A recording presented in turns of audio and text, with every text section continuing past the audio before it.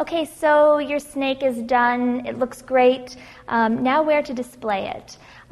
You're probably pretty proud of the snake, so it could go anywhere. It could go on a table, on a shelf, but there are a couple other places which would be kind of cool to display as well. You want to make sure that your snake is really dry before you put it anywhere. I'm going to show you how you could actually hang your snake on the wall.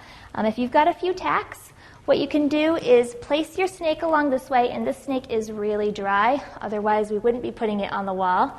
And you can push the tacks in and because this is newspaper, you can either grab onto the newspaper, or you can just push it in where the bends are.